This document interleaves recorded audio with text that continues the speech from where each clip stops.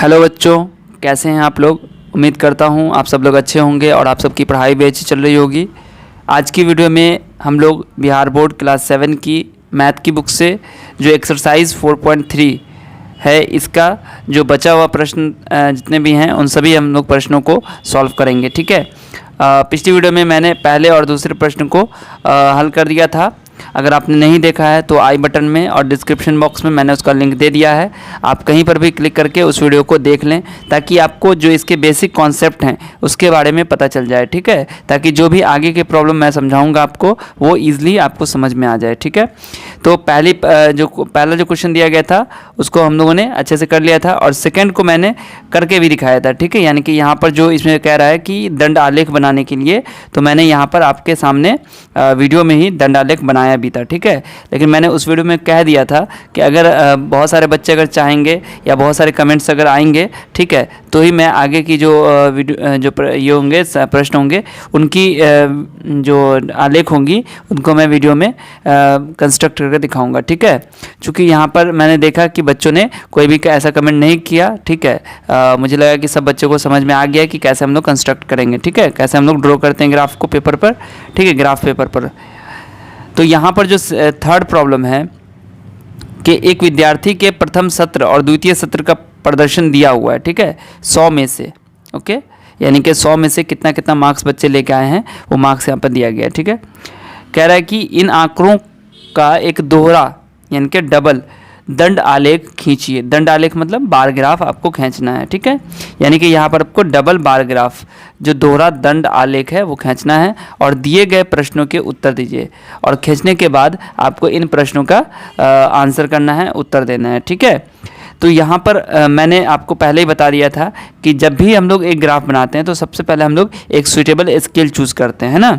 तो यहाँ वो चीज़ चूज़ करते कैसे हैं, तो यहाँ पर जो नंबर्स दिए गए होते हैं उनके अकॉर्डिंग हम लोग चूज़ करते हैं। ठीक है, और आपके पास स्पेस कितना है उसके अकॉर्डिंग भी चूज़ करते हैं। ठीक है, आप छोटे पेपर बना रहे हैं या बड़े पेपर बना रहे हैं उस पर डिपेंड करता है। ठीक है, तो यहाँ पर चूँकि यहाँ पर क्या है 60 है, 70 है, मैक्सिमम कितना है 80 और जो मिनिमम है वो कितना है, मिनिमम यहाँ पर 65 है, सॉरी 60 है। ठीक है, तो 60 और 80 यानी कि मैक्सिमम आपका 80 है, 60 मिनिमम है। तो आपको ऐसा स्केल लेना है कि दोनों डाटा आपको ईजिली वहाँ पर आप मार्क कर सकते हैं। ठीक है, तो यहाँ पर मैंने जो लिया स्केल वो लिया है 1 unit is equal to 10 marks, यानी कि एक यूनिट जो है वो 10 नंबर को दर्शाएगा। ठीक है, तो चलिए दिखाता हूँ मैं आपको कि कैसे मैंने इसको ड्रॉ किया है। तो देखिए यहाँ पर क्या करना होगा, आपको विषय दिया गया है ना, और आपको प्रथम सत्र और द्वितीय सत्र का मार्क्स दिया गया है, अंक दिया गया है। ठीक है, और यहाँ पर क्या है, विषय का नाम दिया गया है। तो आपको क्या करना होगा, आपको एक लाइन ऐसे हॉरिजॉन्टल ड्रॉ करनी होगी और एक लाइन आपको वर्टिकल ड्रॉ करनी होगी। ठीक है, हॉरिजॉन्टल को हम लोग एक्स एक्सिस नाम देंगे। ठीक है, और वर्टिकल को हम लोग वाई एक्सिस कहेंगे। ठीक है, अब देखिए यहाँ पर आप देख सकते हैं कि जो विषय के नाम थे वो मैंने हॉरिजॉन्टल एक्सिस पर दिया है ना। जो विषय का यहाँ पर नाम दिया गया है उसको हम लोगों ने हॉरिजॉन्टल लाइन पर दिया है और जो यहाँ पर नंबर्स दिए गए हैं उसको मैंने यहाँ वर्टिकल पर लिखा है। ठीक है, तो इसी को मैं कह रहा था कि आपको पहले स्केल चूज़ कर लेना। जैसे मैंने यहाँ पर क्या लिया है, 1 इकाई बराबर 10 अंक। ठीक है, 1 इकाई बराबर 10 अंक मतलब कि यहाँ पर आप देख सकते हैं, थोड़ा ध्यान से देखिएगा कि ये हमारा ओरिजिन है, ओ है। ठीक है, इसको हमने ओ से यानी कि 0 से डिनोट किया। ठीक है, ओ कह लीजिए इसको या 0 कह लीजिए। अब इस ओरिजिन से इस लाइन में ये जो लाइन गई हुई है ना, इसको हमने 1 यूनिट माना है। यहाँ पर 1 यूनिट है तो ये कितना हो गया, ये हो गया आपका 10 मार्क्स यहाँ से यहाँ। उसके बाद ये 10 से 20, 20 से 30, 30 से 40, 40 से 50, 60, 70, 80, 90, 100। अब ये 1 यूनिट के बीच में कितने डिवीज़न है, यहाँ पर 10 डिवीज़न है, यानी कि 1 मार्क्स, 2 मार्क्स, 3 मार्क्स, 4 मार्क्स करके आपको 10 मार्क्स, फिर 11, 12, 13 ऐसे करके 20, है ना। तो अब हमें क्या करना होगा कि यहाँ पर मैंने लिख दिया है अंक ये प्रदर्शित कर रहा है और यहाँ पर ये विषय प्रदर्शित कर रहा है यानी कि हिंदी। उसमें एक चीज़ और है कि प्रथम सत्र भी दिया गया है और द्वितीय सत्र भी दिया गया है। ठीक है, तो प्रथम सत्र के मार्क्स को और द्वितीय सत्र के मार्क्स को हम लोग को थोड़ा सा डिफरेंस करके हमें शो करना है। ठीक है, ताकि पता चले कि कौन सा जो बार है वो प्रथम सत्र को शो कर रहा है और कौन सा द्वितीय सत्र को शो कर रहा है। तो आप देख सकते हैं मैंने यहाँ पर लिख दिया है कि जो ये हैचिंग वाला है ना वो क्या है, प्रथम सत्र वाला, और जो खाली है यानी कि कुछ भी नहीं है जिसके अंदर, वो है द्वितीय सत्र वाला यानी कि सेकंड। तो अब देखिए यहाँ पर कह रहा है कि प्रथम सत्र वाला से कितना है 60 और द्वितीय सत्र के लिए 80 है। तो मैंने क्या किया यहाँ पर 60 to 80, ये देखिए यहाँ पर यहाँ से शुरू किया और 60 यहाँ है ना, तो इसके बराबर में जो लाइन आएगी आपको जो इसके सामने में। एक चीज़ आपको ध्यान रखना है कि जो विड्थ है वो आपको सेम रखनी है दोनों बार की, ठीक है। जो गैप है उसको भी आपको ध्यान रखना है कि सेम ही रहे, ठीक है। तो यहाँ से ये 60 है, तो 60 के पास एकदम सामने इसके आपको 2 पॉइंट मार्क कर लेना है और इसको ऐसे और इसको यहाँ पर ऐसे मिला देना है, ठीक है। उसके बाद क्या है देखिए, उसके बाद है 80। तो 80 कहाँ है, यहाँ 80 है ना, तो यहाँ इसके सामने यहाँ आपको मिलाना है, ठीक है। इसको ऐसे मिला दीजिएगा, ठीक है, और इसको हैच कर दीजिएगा। हैच वाला क्या बताएगा, प्रथम सत्र का, और जो खाली है वो सेकंड, यानी कि जो ये वाला हो गया ये आपका फर्स्ट प्रथम सत्र और ये सेकंड, ठीक है। उसके बाद क्या है अंग्रेजी, अंग्रेजी में कितना है 70 और 65। तो देखिए अंग्रेजी कहाँ है, हमने यहाँ पर मार्क किया, ठीक है। अब अंग्रेजी के लिए 70, तो 70 किधर है, देखिए यहाँ पर 70 है, ठीक है। यहाँ से आपको थोड़ा सा देखना है कि ये लाइन कहाँ आ रही है, यहाँ पे आ रही है, ठीक है। तो इस पॉइंट से इस पॉइंट और यहाँ से इसके एक ये, ठीक है। तो ये यहाँ से इस दोनों पॉइंट को मार्क करके एक लाइन आप ड्रॉ कर दीजिएगा, ये बॉक्स बन जाएगा आपका। फिर उसके बाद कितना है 65। तो इसी तरीके से मैंने यहाँ पर 65, देखिए 60 यहाँ है। अब ध्यान से देखिएगा 60 इधर हो गया, 70 हो गया, तो बीच में जो होगा एकदम वो आपका 65 होगा, है ना। 61, 62, 63, 64 एंड 65, ठीक है। तो इसके एकदम जो ये लाइन है इसकी लाइन पर आपको आना है और यहाँ पर यानी कि ये पॉइंट आपको मार्क कर देना है और इसके आगे यहाँ पे मार्क कर देना है और दोनों को मिला देना है, ठीक है। तो ये आपका अंग्रेजी का हो गया, ठीक है।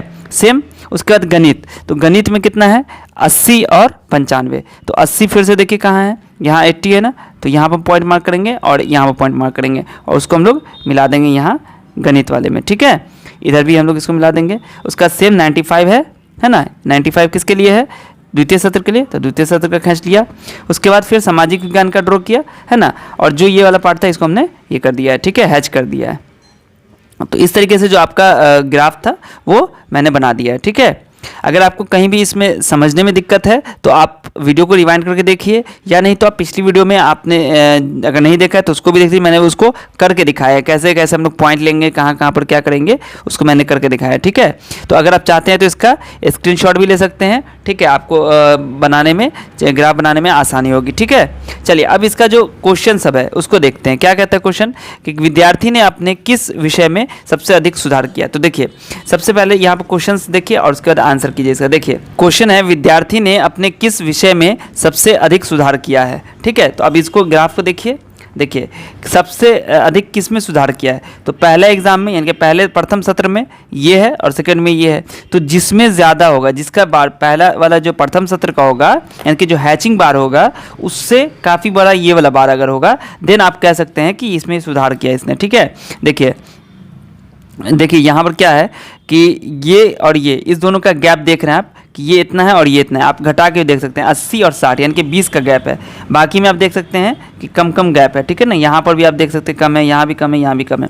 तो मार्क्स किस में ज़्यादा आया, पहले इसमें 60 था प्रथम सत्र में और दूसरे सत्र में 80 आ गया, ठीक है, यानी कि 20 मार्क्स का डिफरेंस है यहाँ पर, ठीक है। इन सब में क्या है कम डिफरेंस आपको नज़र आ रहा होगा, ठीक है।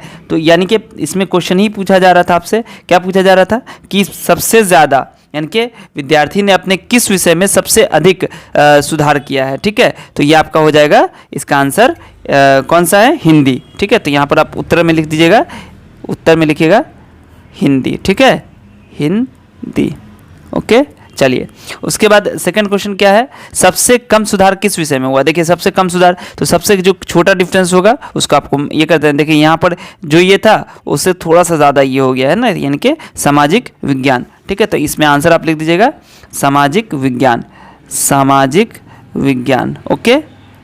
उसके बाद क्या किसी विषय में प्रदर्शन नीचे गिरा है, तो देखिए आप किसका जो ये प्रथम सत्र से द्वितीय सत्र, प्रथम सत्र यानी कि हैचिंग वाले से ये जो खाली वाला है कौन सा सब्जेक्ट है जिसमें हैचिंग वाला ज़्यादा है और द्वितीय सत्र वाला कम है। तो देखिए आप हैचिंग वाला यहाँ पे ज़्यादा यानी कि ज़्यादा हाइट वाला है और जो द्वितीय सत्र वाला है वो क्या है, वो खाली छोटा है थोड़ा सा, है ना। तो ये देखिए सब में क्या है, इससे बड़ा है, इससे बड़ा है, इससे बड़ा है, इससे बड़ा है, बट इसमें कम है, छोटा हाइट वाला है, ठीक है, सेकंड जो इसका द्वितीय सत्र है।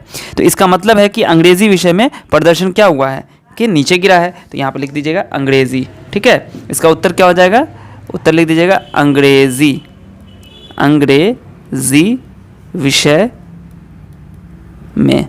ठीक है, आप अगर बना रहे हैं तो आप ऐसे ही बनाइएगा, इधर आप ग्राफ बनाइएगा और इधर आपको जो इसके प्रश्न है वो लिख के दिखाने होंगे। ठीक है, अगर एग्जाम में आपको मिलता है ग्राफ पेपर तो ऐसे ही बनाइएगा। ठीक है, सेकंड में क्या है देखिए, एक फल विक्रेता ने किन्हीं 2 दिनों में फलों की बिक्री केजी में का तुलनात्मक सारणी बनाया है। ठीक है, आप इन्हें दोहरे दंडालेख, इसमें भी आपको दोहरा दंडालेख बनाना है। तो सेम इसमें देखिए स्केल क्या चूज़ करेंगे हम लोग, देखिए यहाँ पर 35 हाईएस्ट 35 है ना, सॉरी 38 हाईएस्ट है और जो लोएस्ट है यानी कि जो मिनिमम है वो कितना है 8 है। ठीक है, तो आपको ऐसा ही बनाना होगा कि ताकि आपको दोनों वैल्यूज़ जो है वो आपके कॉपी में आ जाए। ठीक है, तो स्केल है यहाँ पर हम लोग चूज़ करेंगे 1 is equal to 1 unit is equal to कितना केजी में है ना, तो 10 kg। ठीक है, आप अगर चाहेंगे तो 1 unit is equal to 5 kg भी ले सकते हैं। ठीक है, तो बच्चों देखिए यहाँ पर फल दे दिया मैंने हॉरिजॉन्टल एक्सिस पर और जो वर्टिकल एक्सिस है उसमें मैंने फलों की बिक्री कितनी कितनी हुई है वो दे दिया। ठीक है,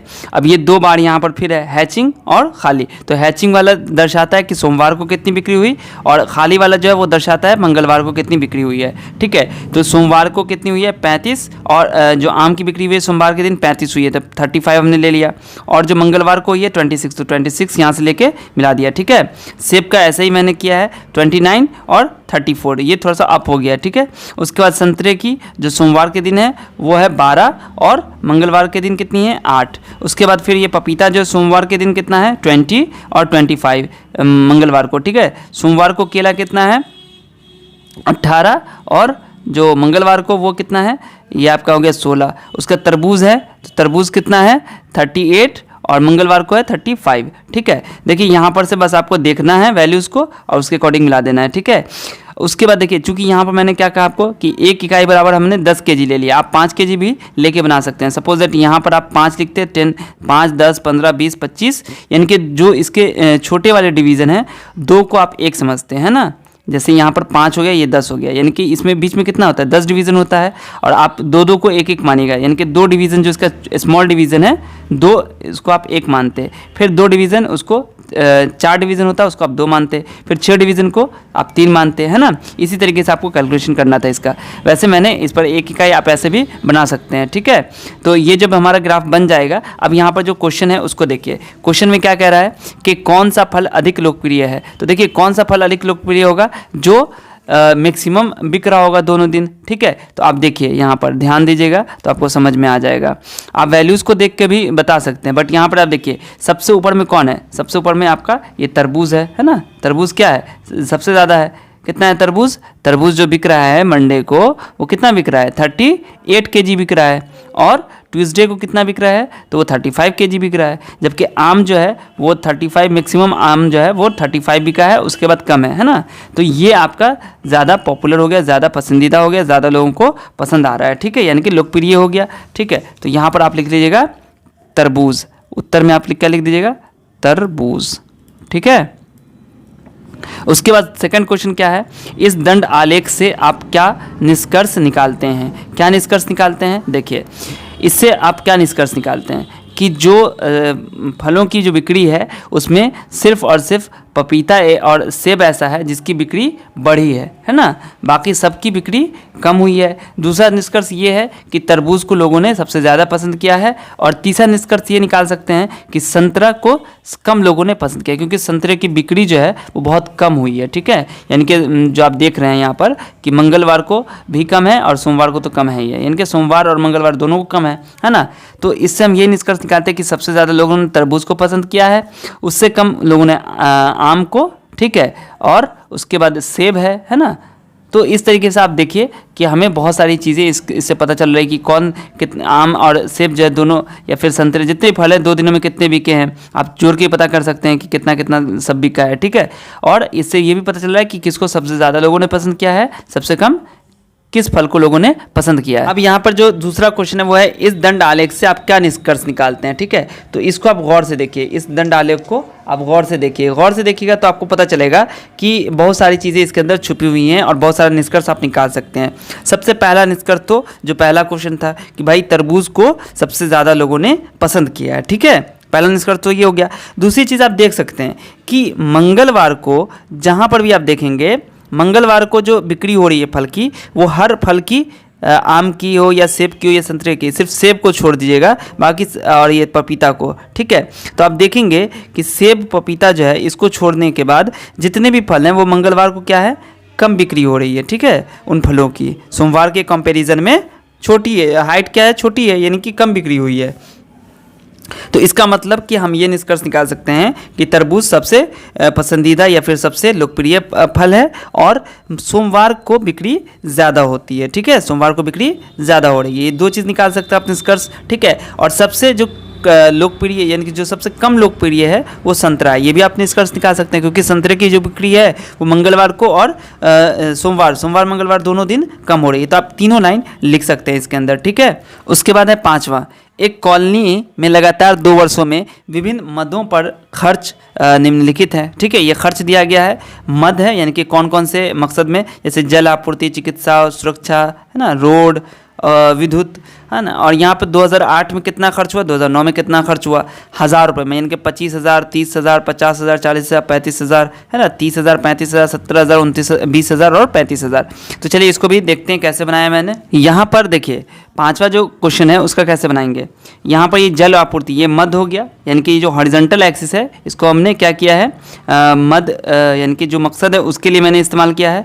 और जो हमारा ये है यानी कि जो वर्टिकल है उसको हमने पैसा यानी कि जो खर्च है, तो आप यहाँ पर लिख सकते हैं जो वर्टिकल एक्सिस है उसमें आप लिख दीजिएगा खर्च, ठीक है। यहाँ पर ये जो ये है ना, ये इसको आप लिख दीजिए खर्च, ठीक है। खर्च 1000 रुपये में, 1000 रुपये में, ठीक है। और ये आपका मद हो गया, यानी कि देखिए जल आपूर्ति के लिए जो 2008 में खर्च किया गया, यहाँ पर देखिए स्केल वही है, एक इकाई बराबर 10,000, ठीक है। ये समझिए, यानी कि यहाँ से 0, यहाँ से 10,000 है, 1,000, 2,000, 3,000, 4,000, 5,000, 10,000, ठीक है।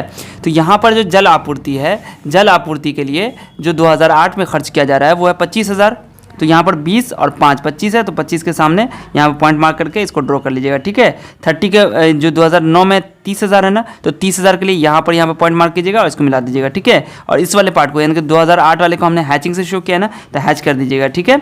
चिकित्सा के क्षेत्र में, चिकित्सा के मद में जो है 30,000 2008 में और 2009 में 35,000 किया गया है। सुरक्षा के मद में 50,000 2008 में और 2009 में 70,000 किया गया है, ठीक है।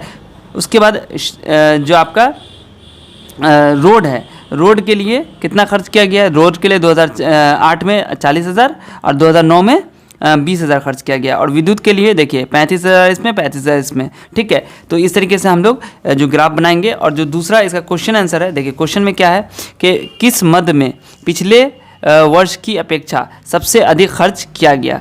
तो देखिए सबसे पिछले वर्ष की अपेक्षा सबसे ज़्यादा किस मद में खर्च किया गया, ठीक है।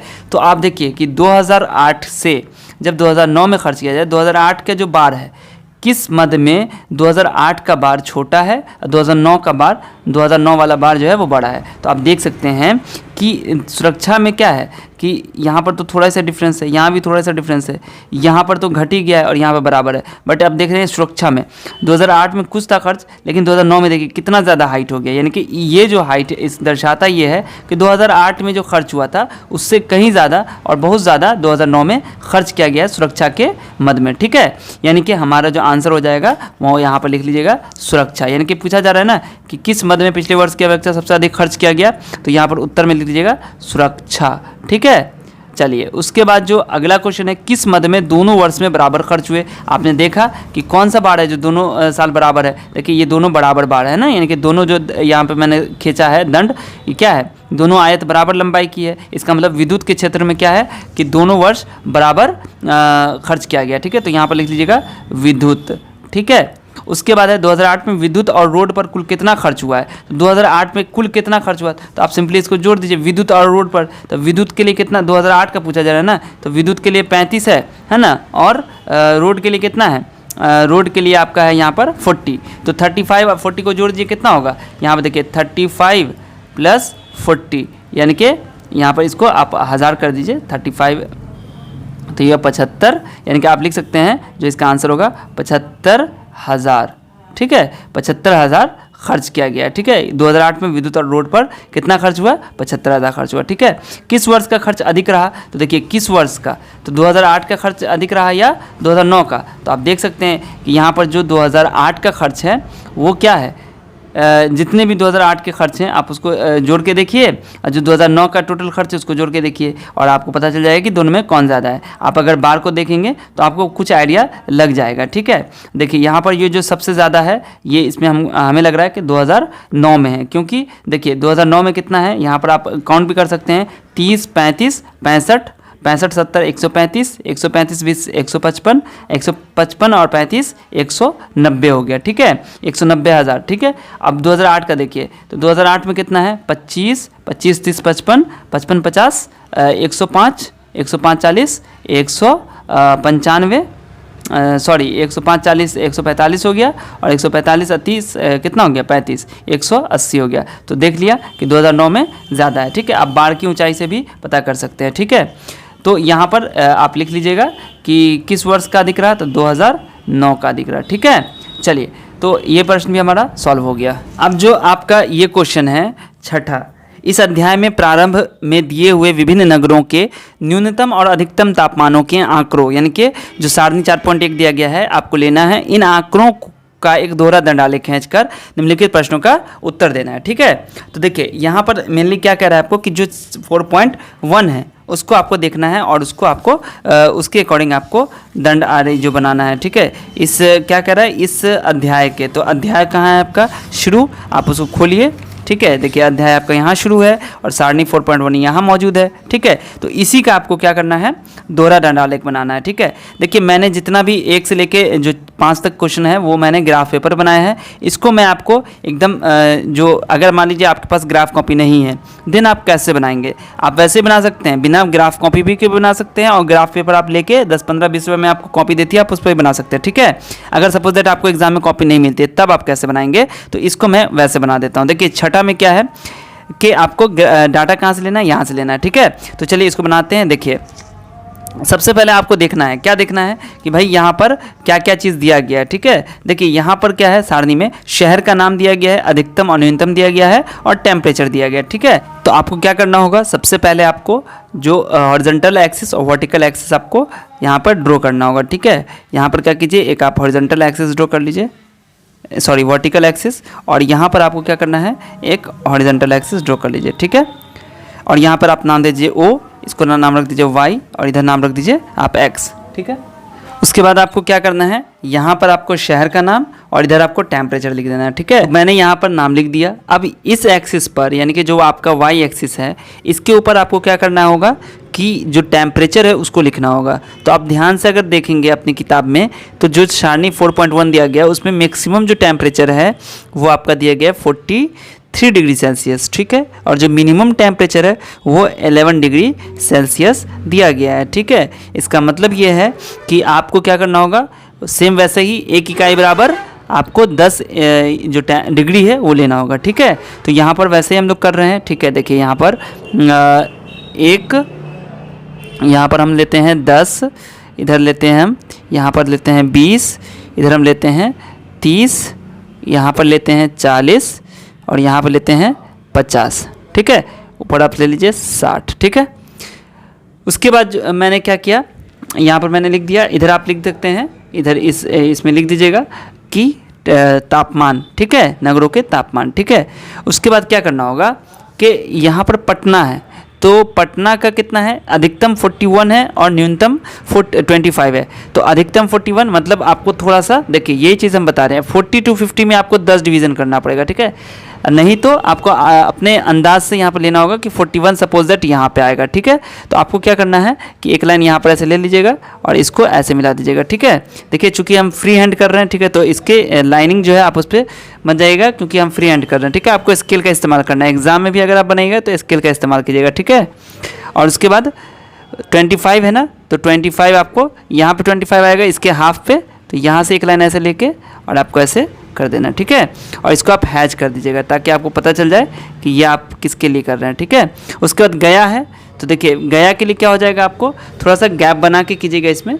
ठीक है, उसके बाद देखिए गया है, तो गया के लिए आपको जो मैक्सिमम है 43 और मिनिमम है 26, तो 43 आपका समाव यहाँ पे आ जाएगा। ठीक है, तो आपको क्या करना है, यहाँ से ऐसे लाइन लेनी है। ठीक है, और यहाँ पर लाके इसको मिला देनी है। ठीक है, और इसके बाद इसी के पैरेलल एक आपको यहाँ पर बराबर एक लाइन खींचनी है, यहाँ पर लाइक खींच देना, ठीक है। और फिर 26 है तो 26 आपका कहाँ हो जाएगा, थोड़ा सा अप हो जाएगा, तो यानी कि यहाँ पर आप लिख दीजिएगा, ऐसे ड्रॉ कर दीजिएगा, ठीक है। उसके बाद आपका भागलपुर है, तो भागलपुर में कितना है, 37 है, तो 30 से थोड़ा सा एबव होगा और 40 से थोड़ा सा कम होगा और 35 से एबव होगा, तो आपको यहाँ पे समय ये आएगा, ठीक है। इसको आप यहाँ पर भागलपुर के लिए ले लीजिएगा, ठीक है। 37 और 23 है ना, तो 23 के लिए आपको क्या करना होगा, 23 ये आपका 20 से थोड़ा सा ऊपर जाएगा, 25 से नीचे ही रहेगा, ठीक है। तो यहाँ पर आप ले लीजिएगा, इसको ऐसे ड्रॉ कर दीजिएगा, ठीक है। इस पार्ट को आप ये कर दीजिएगा, ठीक है, हैच कर दीजिएगा, ठीक है। यहाँ पर भी आप इसको हैच कर दीजिएगा, ठीक है। उसके बाद आया रांची, तो रांची के लिए कितना है, 36 और 24 है ना, तो 36 है, मतलब 30 से थोड़ा सा ऊपर जाना होगा आपको, ठीक है। और इसी के पैरेलल आपको, इसी के बराबर एकदम स्ट्रेट में आपको लाइन लेके ऐसे ड्रॉ कर देना है, ठीक है। उसके बाद क्या करना है आपको, रांची का जो मिनिमम टेम्परेचर है, जो न्यूनतम तापमान है वो है 24, तो 20 यहाँ पर है, 24 ये आपका आसपास इसके होगा, तो आप यहाँ पर इसको ऐसे ड्रॉ कर दीजिएगा, ठीक है।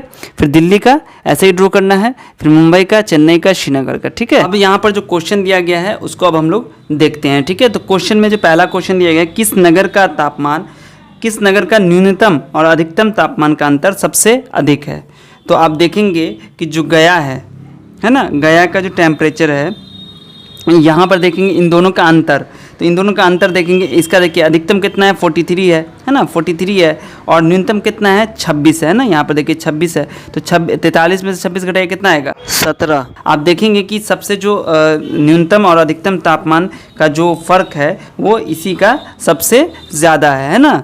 चलिए, उसके बाद जो सेकंड क्वेश्चन है वो क्या है, कौन सा नगर सबसे गर्म और कौन सा सबसे ठंडा है, तो सबसे गर्म कौन सा है, गया जिसका टेम्परेचर है 43, और जो सबसे ठंडा है वो है श्रीनगर जिसका टेम्परेचर है 11, ठीक है। उसके बाद आपका थर्ड क्वेश्चन है, ऐसे दो नगरों के नाम लिखिए जिनमें से एक का अधिकतम तापमान दूसरे के न्यूनतम तापमान से कम है, यानी कि क्वेश्चन में पूछा जा रहा है कि कौन सा ऐसा जो शहर है या फिर कौन सा ऐसा नगर है जिसका न्यूनतम तापमान दूसरे शहरों उस शहर का, उस नगर का जो अधिकतम तापमान है वो दूसरे शहर के न्यूनतम तापमान से भी कम है। तो आप ज़रा अगर ध्यान से देखेंगे तो ये जो आपका श्रीनगर है, ये हाइट जो आपके देखेंगे, तो ये हाइट आपकी क्या होगी, सभी न्यूनतम तापमान जितने भी हैं सबसे कम है, बट किससे सिर्फ कौन सा ऐसा है जिसके बराबर है, तो आप देख सकते हैं भागलपुर है, भागलपुर का कौन है ये, तो भागलपुर के जो न्यूनतम तापमान है, ठीक है, उसके बराबर इसका अधिकतम तापमान है, ठीक है। अदरवाइज जितना है पटना, गया, रांची, दिल्ली, मुंबई, इन सब के न्यूनतम तापमान से इसका अधिकतम तापमान कम है। उसके बाद अगला क्वेश्चन है, जब उस नगर का नाम लिखिए जिसके न्यूनतम और अधिकतम तापमानों का अंतर सबसे कम है, तो आप देखिए सबका अंतर निकालिएगा, पटना का आपका आ जाएगा 16, इसका 17 होगा, इसका 14 होगा, है ना, और इसका 12 हो जाएगा, इसका 15 हो जाएगा, इसका 7, इसका 4 और इसका 12। तो सबसे कम किसका हो गया, जो सबसे कम ये है वो है चेन्नई का, ठीक है। चेन्नई में कितना डिग्री का फासला है, अधिकतम में 31 डिग्री और न्यूनतम है 27 डिग्री, तो फर्क किस में हो गया, सबसे कम चेन्नई में हो गया, ठीक है। इस तरीके से 4.3 एंड हो चुका है। अब जो अगला है वो है संयोग और प्रायिकता, तो 4.4 अगले वीडियो में मैं इसको सॉल्व करूंगा, ठीक है। अगर इस वीडियो में कहीं भी आपको कोई दिक्कत है आप मुझसे कमेंट सेक्शन में पूछ सकते हैं, ठीक है। आप मुझे फेसबुक और इंस्टाग्राम पर फॉलो करके आप मुझे वहाँ भी इनबॉक्स में क्वेश्चन पूछ सकते हैं। मिलते हैं फिर आपसे अगली वीडियो में, तब तक अपना ध्यान रखिए। वीडियो देखने के लिए आप सभी का बहुत बहुत शुक्रिया।